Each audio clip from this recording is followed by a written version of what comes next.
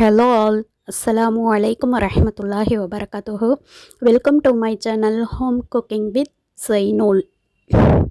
This video sponsored by SBO Digital Marketing. Join SBO Digital Marketing work from home opportunity. Mobile based part-time job perfect for student, homemakers and job seekers. Use your free time to earn. No fixed hours. Work at your convenience. Just share and publish content. Simple tasks. No ceiling or no referral. Have a Facebook, Instagram or YouTube account. You are already eligible. Earn daily income with instant payouts. Start from day on. Send your name and qualifications on WhatsApp to 9994104160 and get full details instantly. Thank you. Skip பண்ணாதீங்க. பெரிய தப்பு. தினம் ₹300 சம்பாதிக்க அரிய வாய்ப்பு. Instagram, Facebook பயன்படுத்த தெரிந்தால் போதும். Content post and content publishing மூலமா தினம் ₹300 சம்பாதிக்கலாம். இந்த வேலை செய்ய 5 நிமிடம் போதும். Work training support, group communication support, all language customer live chat support, முக்கியமா சொந்தமா ஒரு பிசினஸ் ஸ்டார்ட் பண்ற அளவுக்கு உங்களால கற்றுக்கொள்ளவும் முடியும், சம்பாதிக்கவும் முடியும். இந்த வேலை வாய்ப்பு வழங்குவது 5 வருடத்திற்கு மேல ரன் ஆகிட்டு இருக்க நம்ம தமிழ்நாட்டு company school of business organisation private limited. மேலும் விவரங்களுக்கு டிஸ்கிரிப்ஷன்ல கொடுத்திருக்க நம்பருக்கு வாட்ஸ்அப் பண்ணுங்க. வீடியோ பார்த்துருப்பீங்கன்னு நம்புகிறேன். லிங்க்கை நான் டிஸ்கிரிப்ஷனில் கொடுத்துருக்கேன். அந்த லிங்க்கை கிளிக் பண்ணிவிட்டு போயிட்டு மெசேஜ் பண்ணி எல்லா டீட்டெயில்ஸும் தெரிஞ்சுக்கோங்க. ஆஃபர்ஸ் போய்கிட்டே இருக்குது. அதே மாதிரி நம்ம வீடியோக்குள்ளே போகிறதுக்கு முன்னாடி என்னுடைய ஹோம் குக்கிங் வித் ஜெய்னுல் சேனலை சப்ஸ்கிரைப் பண்ணி பெல் ஐக்கானை கிளிக் பண்ணி வச்சுக்கோங்க. அப்போ தான் நான் போடக்கூடிய வீடியோக்கள் உங்களுக்கு நோட்டிஃபிகேஷன் மூலயமா வரும். இன்றைக்கி நான் புளிச்சக்கீரை கடையில் எப்படி செய்யலான்றது தான் என்னோடய ஸ்டைலில் பார்க்க போகிறோம். அதுக்கு நான் ஒரு கட்டில் அரைக்கட்டு புளிச்சக்கீரை எடுத்து வச்சுட்டேன். ஏன்னா ஒரு கட்டு வந்து தொக்கு செஞ்சேன், அதுவும் வீடியோ அப்லோட் போட்டிருக்கேன், போயிட்டு பாருங்கள். ஒரு பாத்திரத்தை எடுத்து ஒரு 4 பச்சை மிளகாய் பிச்சு போட்டுக்கலாம். அது கூடயே கீரையையும் போட்டு லைட்டாக தண்ணி ஊற்றுங்க. ஏன்னா கீரையில் தண்ணி வரும், அதனால் லைட்டாக மட்டும் தண்ணி போட்டுக்கோங்க. இப்போ நம்ம இந்த கீரையோட கடையறதுக்கு வெந்தயம், பூண்டு பற்கள், காஞ்ச மிளகாய் காரத்துக்கு ஏற்ற மாதிரி பூண்டு பற்கள் மட்டும் அதிகமாக சேர்த்துக்கோங்க. அதே மாதிரி வெந்தயமும் லைட்டாக சேர்த்துக்கோங்க, இல்லைன்னா கசக்கும். இப்போ பாருங்கள், கீரை ஓரளவுக்கு நல்லா வெந்து வந்துருக்கு. இன்னும் நல்லா வேகட்டும். அதுக்குள்ளே நம்ம இதை நல்லா வதக்கி எடுத்து வச்சுக்கலாம். பூண்டு, காஞ்ச மிளகாய், அப்புறம் வெந்தயம், இது 3த்தையும் வதக்கி எடுத்து வச்சுக்கலாம். ஏன்னா அது கூட சேர்த்து கடையணும் இல்லையா, அதுக்காக ஒரு சின்ன வானல் வச்சு அதில் வெந்தயம் போட்டுக்கலாம். வெந்தயம் நல்லா பொரிஞ்சு வருது. இப்போ பூண்டும் காஞ்ச மிளகாய் 2மே சேர்த்து நல்லா வதக்கிக்கலாம். நல்லா அந்த பூண்டு நல்ல ப்ரௌனாக மாறணும், அந்த அளவுக்கு நம்ம வதக்கி எடுத்துக்கலாம். அப்போ தான் டேஸ்ட்டாக இருக்கும். அதுக்காக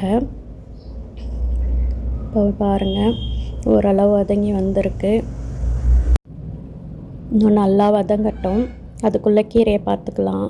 தண்ணி ஃபுல்லாக இழுத்துடுச்சு, லைட்டாக தண்ணி இருக்குது. நான் பருப்பு சட்டியில் தான் எப்போவுமே கடைவேன். ஆனால் இன்றைக்கின்னு பார்த்தாக்கா பருப்பு சட்டியில் கீழே லைட்டாக வீரல் விட்டா மாதிரி ஆயிடுச்சு. சரி, நம்ம கடையும் போது வீடியோ எடுக்கிறது உடச்சிக்கிட்டா என்ன ஆகுதுன்ட்டு நான் மிக்சியிலே போட்டு அடிச்சிட்டேன். ரொம்ப நைஸாக இல்லாமல் கொரகரன்னு தான் அடித்தேன். இப்போது அந்த வதக்கண்டு நல்லா வதங்கிடுச்சு, கீரையும் வெந்துடுச்சு. இப்போ 2மே எடுத்துக்கலாம். இது தாளிக்கிறதுக்காக நான் சின்ன வெங்காயமும் பூண்டும் சேர்த்து நசுக்கி வச்சுருக்கேன், ஒன்றும் பாதியமாக. இப்போ இதை மிக்ஸி ஜாரில் அப்படியே மாற்றிக்கலாம். பருப்பு சட்டியில் போட்டு அரைச்சாதான் அதோட டேஸ்ட்டே நல்லாயிருக்கும். ஆனால் இன்றைக்கி என் சூழ்நிலை பருப்பு சட்டி இதாகிடுச்சு. அதை வேறு பழகணும். புதுசு இருக்குது, ஆனால் இன்னும் பழகிட்டு தான் செய்யணும். இப்போ நான் அந்த வதக்கண்டை போட்டுட்டு கூட கீரையும் போட்டு கல்லுப்பு போட்டு ஓரளவுக்கு பல்ஸ் மூடலை விட்டு அரைச்சி எடுத்துக்கிட்டேன். இப்போ தாளிப்பு போட்டுக்கலாமா? கடுகு, அந்த சின்ன வெங்காயம், பூண்டு நசுக்கி வச்சுருக்கிறது அதே நம்ம வதக்கணும் இல்லையா, அந்த பேனே எடுத்து அதில் இன்னும் கொஞ்சம் ஆயில் போட்டு, ஆனால் எண்ணெய் வந்து நல்லெண்ணெய் ஊற்றிக்கோங்க. நான் வந்து ரீஃபண்ட் ஆயிலில் தான் செஞ்சேன். நல்லெண்ணெய் அதுவும் நிறைய போடணும், கொஞ்சம்லாம் இருக்கக்கூடாது, நிறைய ஊற்றி தான் செய்வாங்க. அப்போ தான் அதோட டேஸ்ட்டு சூப்பராக இருக்கும். நான் வந்து ஆயில் அதிகம் எடுத்துக்கிறது இல்லை, அதனால் இந்த மாதிரி செஞ்சுருக்கேன். ஆனால் ஆயில் எவ்வளோ ஊற்றினாலும் கீரைக்கு காட்டாது. இருந்தாலும் இன்றைக்கி நான் வந்து லைட்டாக தான் போட்டிருக்கேன், நீங்கள் நிறைய எடுத்துக்கோங்க. இப்போ எண்ணெய் சூடாகி கடுகு போட்டு அந்த நசுக்கி வச்சுருக்க பொருட்களையும் நான் போட்டு வதக்கிக்கிட்டு இருக்கேன். நல்லா வதங்கின பிறகு கீரையை போட்டுக்கலாம். கீரையை போட்டு நல்லா வதக்கிக்கலாம். இப்போ பாருங்கள், நல்லா ப்ரௌன் ஆகிடுச்சு. அதே மாதிரி கீரையை போட்டுட்ட பிறகு ஹை ஃப்ளேமில் வைக்காதீங்க, லோ ஃப்ளேம்லேயே வச்சு வதக்குங்க. உங்களுக்கு வந்து கொஞ்சம் தண்ணி மாதிரி வேணும்னா தண்ணி நிறையா ஆட் பண்ணிக்கோங்க.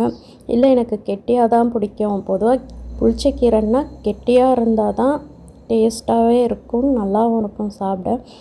ஆனால் சில பேர் வந்து தண்ணியை ஊற்றி விட்ருவாங்க, எனக்கு பிடிக்காது. எனக்கு ஓரளவுக்கு இதாக இருக்கணும், ரொம்ப கெட்டியும் இல்லாமல் ரொம்ப தண்ணியாகவும் இல்லாமல் ஒரு இதாக இருக்கும். இந்த கண்டஸ்டன்ட்டுக்கே தான் நான் வச்சுருக்கேன்.